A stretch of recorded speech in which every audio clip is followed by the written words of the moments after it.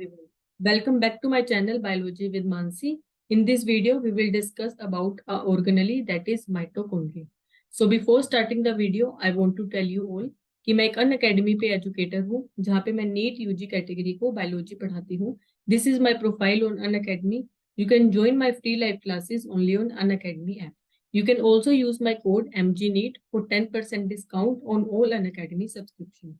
You can also join my telegram group that is biology with Mansi for regular updates, जिसका link मैं आपको description में provide कर दूंगी. So let's start our topic, cell organelle that is mitochondria. So mitochondria एक cell organelle है. ये क्या है? ये एक डबल मेम्ब्रेन बाउंड स्ट्रक्चर है. मतलब इसके पास कितनी मेम्ब्रेन्स होती हैं? 2 मेम्ब्रेन्स होती हैं. एक होती है हमारे पास आउटर मेम्ब्रेन, एक होती है हमारे पास इनर मेम्ब्रेन. ये हम देख सकते हैं इस इमेज में. ये है मेरे पास पहली मेम्ब्रेन आउटर वन और ये है हमारे पास दूसरी मेम्ब्रेन इनर वन. तो कितनी मेम्ब्रेन्स होती है माइटोकॉन्ड्रिया में? 2. इसीलिए इसको बोला जाता है डबल मेम्ब्रेन बाउंड स्ट्रक्चर. एक होती है आउटर मेम्ब्रेन जो कि होती है स्मूथ और एक होती है इनर जो कि होती है folded.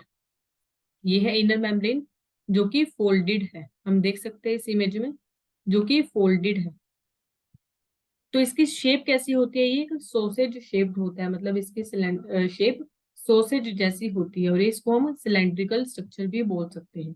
Not easily stained, stained only by Janus green. इसको हम इजिली स्टेन नहीं कर सकते, ये सिर्फ जेनस ग्रीन स्टेन से ही स्टेन्ड होती है. इसका डायमीटर होता है 0.2 से लेके 1 माइक्रोमीटर तक और इसकी लेंथ होती है 1 से 4 माइक्रोमीटर तक. Their number vary from cell to cell. हर एक सेल में इनका नंबर वेरी करता है. कुछ सेल में बहुत ज्यादा हो सकते हैं माइटोकॉन्ड्रिया और कुछ में बहुत कम. इनके पास क्या होता है? खुद का डीएनए होता है. इनके पास खुद का डबल स्ट्रैंडेड डीएनए होता है. इनके पास खुद का राइबोसोम भी होता है. किस टाइप का? 70S राइबोसोम होता है ताकि ये प्रोटीन्स बना सके. तो माइटोकॉन्ड्रिया क्या करता है? खुद के प्रोटीन्स बनाता है क्योंकि इसके पास खुद का डीएनए भी है, खुद के राइबोसोम्स भी है, दैट इज 70S. तो इसको इसलिए हम क्या बोलते हैं? सेमी ऑटोनोमस ऑर्गेनेली बोलते हैं क्योंकि इसके पास खुद का डीएनए भी है और खुद का राइबोसोम भी है. इसको हम power house of the cell भी बोलते हैं क्योंकि ये क्या करता है? एटीपी को जनरेट करता है. ये फ्यूज कैसे डिवाइड करता है? ये फिजन से डिवाइड करता है. अब हम बात करते हैं डिटेल्ड स्ट्रक्चर ऑफ माइटोकॉन्ड्रिया. तो पहले हम बात करते हैं इसकी इनर मेम्ब्रेन की. तो ये स्ट्रक्चर में हम देख सकते हैं, ये है हमारी इनर मेम्ब्रेन. ये जो अंदर फोल्डेड वाली है, this one is the inner membrane. So inner membrane के पास क्या होते हैं? फोल्डिंग्स होते हैं टुवर्ड्स मैट्रिक्स. मैट्रिक्स की तरफ इसके पास इनवर्ड्स पोजीशन में फोल्डिंग्स प्रेजेंट होती है जिसको हम क्या बोलते हैं? क्रिस्टे बोलते हैं. ये क्रिस्टे क्या करते हैं? इनका क्या रोल होता है? ये सरफेस एरिया को इंक्रीज करवाती हैं. इनर मेम्ब्रेन किस में रिच होती है? कार्डियोलिपिड्स में रिच होती है. इनके पास हाई अमाउंट ऑफ लिपिड्स होते हैं, लेस अमाउंट होती है प्रोटीन्स की. इसलिए क्या है? सिलेक्टिवली परमेबल है. मतलब ये सिर्फ सिलेक्टिव मूवमेंट करवाएंगी मॉलिक्यूल्स और आयंस की. ऐसा नहीं होगा कि कोई भी मॉलिक्यूल आ रहा है और माइटोकॉन्ड्रिया के मैट्रिक्स में जा रहा है. सिर्फ सिलेक्टिव मूवमेंट होगी मॉलिक्यूल्स एंड आयंस की. और इसी मेम्ब्रेन में क्या होते हैं? ऐसे एंजाइम्स होते हैं जो कि इलेक्ट्रॉन ट्रांसपोर्ट चेन में हेल्प करते हैं. तो इनर मेम्ब्रेन में क्या होते हैं? क्रिस्टे होते हैं जो कि सरफेस एरिया को इंक्रीज करते हैं. उनके पास हाई अमाउंट होती है कार्डियोलिपिड्स की. ये क्या करते हैं? ये सिलेक्टिव मूवमेंट करवाते हैं मॉलिक्यूल्स एंड आयंस की. और इनके पास ऐसे एंजाइम है जो कि ईटीसी साइकिल में हमें नीडेड होते हैं. Second is outer membrane. Outer membrane हम देख सकते हैं, this is the outer membrane. जो बाहर की तरफ प्रेजेंट है, जो बाहर की तरफ प्रेजेंट है वो है आउटर मेम्ब्रेन. तो इस आउटर मेम्ब्रेन के पास क्या प्रेजेंट है? पोरिन्स प्रेजेंट है. इस आउटर मेम्ब्रेन के पास पोरिन्स प्रेजेंट होते हैं यहाँ पे. तो ये पोरिन्स क्या करते हैं? ये पोरिन्स अलो कर देते हैं सभी टाइप ऑफ मॉलिक्यूल्स की एंट्री. कोई भी मॉलिक्यूल आ सकता है इस मेम्ब्रेन की हेल्प से. और इस मॉलिक्यूल्स इस मेम्ब्रेन के पास क्या होता है? हाई अमाउंट होता है प्रोटीन्स का. पर जो इनर मेम्ब्रेन थी उसके पास क्या था? हाई अमाउंट ऑफ लिपिड्स था. पर जो आउटर मेम्ब्रेन है उनके पास हाई अमाउंट है प्रोटीन्स का. अब हम बात करते हैं मैट्रिक्स की. तो अब इनर मेम्ब्रेन के जस्ट अंदर क्या है? मैट्रिक्स है. ये मैट्रिक्स में क्या होता है? डेंस होमोजीनियस सब्सटेंस होता है. इसी को हम क्या बोलते हैं? मैट्रिक्स बोलते हैं. तो इस मैट्रिक्स में क्या क्या होता है ये हम देख सकते हैं. ये है हमारा मैट्रिक्स. जस्ट इनर मेम्ब्रेन के साथ लगता हुआ है हमारा मैट्रिक्स. इसके अंदर होता है खुद का माइटोकॉन्ड्रिया का खुद का डबल स्ट्रैंडेड डीएनए. कुछ अमाउंट होता है आरएनए का भी। मैंने बताया था कि माइटोकॉन्ड्रिया के पास राइबोसोम होते हैं खुद के 70s। तो ये राइबोसोम मैट्रिक्स के अंदर प्रेजेंट होते हैं। प्लस इसके अंदर क्या होते हैं, टीसीए साइकिल वाले एंजाइम्स प्रेजेंट होते हैं। प्लस इसके पास ऐसे कंपोनेंट्स होते हैं जो कि प्रोटीन सिंथेसिस में हेल्प करते हैं। तो मैट्रिक्स के अंदर खुद का डबल स्ट्रैंडेड डीएनए है, कुछ अमाउंट है आरएनए का, इसके पास 70s राइबोसोम्स हैं, इसके पास टीसीए साइकिल वाले एंजाइम्स हैं, प्लस ऐसे कंपाउंड्स जो कि प्रोटीन सिंथेसिस में नीडेड होते हैं वो हमारे मैट्रिक्स में प्रेजेंट होते हैं। अब हम बात करते हैं फोर्थ, इंटरमेम्ब्रेन स्पेस की। तो इंटरमेम्ब्रेन स्पेस क्या होता है, दो मेम्ब्रेन के बीच का स्पेस। आउटर वाली मेम्ब्रेन और इनर मेम्ब्रेन के बीच वाला जो स्पेस होता है, this one is the intermembrane space.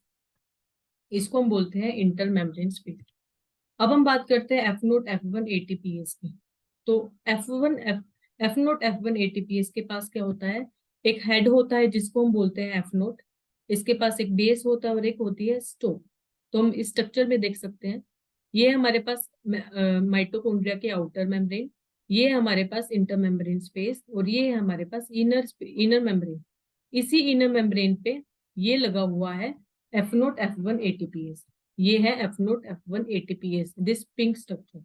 तो इस F note F one ATPase के पास क्या है, खुद का एक हेड है, एक स्टोक है और एक बेस है। इसी हेड को हम बोलते हैं एफ वन नोट। तो इस हेड के पास क्या है, इस हेड के पास एंजाइम है। कौन सा enzyme, ATPase, ATP synthetase enzyme. ये एंजाइम क्या करता है, ये एंजाइम एटीपी की सिंथेसिस करवाता है जब ऑक्सीडेटिव फॉस्फोराइलेशन हो रहा होता है। तो एटीपी की फुल फॉर्म क्या है, एडिनोसिन ट्राइफॉस्फेट, और एडीपी की फुल फॉर्म है एडिनोसाइन ट्राइफॉस्फेट डाइफॉस्फेट। तो एटीपी क्या है, एटीपी एक एनर्जी करेंसी है सेल की।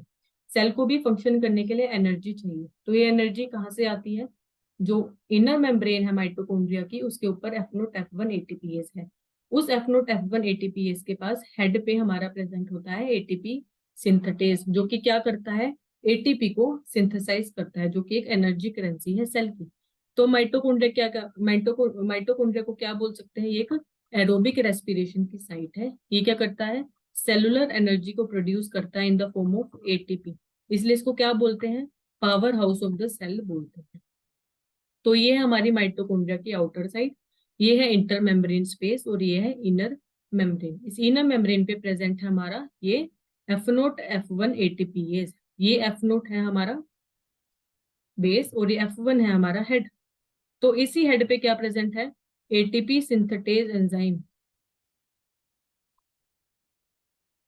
इसी हेड पे प्रेजेंट है एटीपी सिंथेटेज एंजाइम, जो कि क्या करता है, एटीपी प्लस फॉस्फेट को मिला के एटीपी बनाता है, जो कि है एनर्जी करेंसी ऑफ सेल, जो कि क्या है, सेल की एनर्जी करेंसी की तरह काम करती है। तो अब हम बात करते हैं माइटोकॉन्ड्रिया के क्या क्या फंक्शन होते हैं। तो पहला फंक्शन है कि एक ऐसी साइट है जहाँ पे एरोबिक रेस्पिरेशन होता है। यहीं पे ये क्या करता है, माइटोकॉन्ड्रिया मसल कॉन्ट्रैक्शन में हेल्प करता है। थर्ड फंक्शन इज ये किसमें हेल्प करता है, नर्व को सिग्नल को पहुंचाने में और इम्पल्स कॉन्ट्रैक्शन में। And fourth most important is ये क्या करता है, एनर्जी सोर्स की तरह एक्ट करता है। किस फॉर्म में एनर्जी प्रोड्यूस करता है, ये एटीपी की फॉर्म में प्रोड्यूस करता है, क्योंकि इसके हेड पे क्या प्रेजेंट होता है, हेड पे क्या प्रेजेंट होता है, एफ नोट एफ वन पे एटीपी सिंथेटेज एंजाइम प्रेजेंट होता है, जो कि क्या करता है, एडीपी और फॉस्फेट को लेके बनाता है एटीपी, जो कि क्या है, एज अ एनर्जी सोर्स काम करता है। तो हम देख लेते हैं इस इनर मेम्ब्रेन और आउटर मेम्ब्रेन में क्या क्या डिफरेंस होते हैं। तो इनर मेम्ब्रेन में क्या होता है, पोरिन्स नहीं होते, पर आउटर मेम्ब्रेन में पोरिन्स होते हैं। तो इसी पोरिन्स, इनर मेम्ब्रेन में अगर पोरिन्स नहीं है तो ये लेस परमिएबल होंगे as compare to outer membrane. पर आउटर मेम्ब्रेन में बहुत ज्यादा पोरिन्स होते हैं, इसीलिए ज्यादा परमिएबल होते हैं। ये किसी भी आयंस और मोलिक्यूल्स की एंट्री करवा देते हैं। इनर मेम्ब्रेन पे क्रिस्टे प्रेजेंट होते हैं, होल्डिंग्स प्रेजेंट होती हैं, जिसको हमने क्या बोला, क्रिस्टे, जो कि क्या करते हैं, सरफेस एरिया को इंक्रीज करते हैं। पर आउटर सरफेस पे क्रिस्टे प्रेजेंट नहीं होते। इनर मेम्ब्रेन पे कौन से एंजाइम्स होते हैं, एंजाइम प्रेजेंट होते हैं और इलेक्ट्रॉन कैरियर्स प्रेजेंट होते हैं। पर आउटर मेम्ब्रेन पे कम अमाउंट प्रेजेंट होती है एंजाइम की, इस पे सिर्फ ज्यादा पोरिन्स प्रेजेंट होते हैं। पर इनर पे पोरिन्स कम होते हैं पर एंजाइम्स ज्यादा होते हैं। सो आई होप आपको मेरी ये वीडियो अच्छी लगी हो। If you like my video please share and subscribe to my channel. Thank you very much.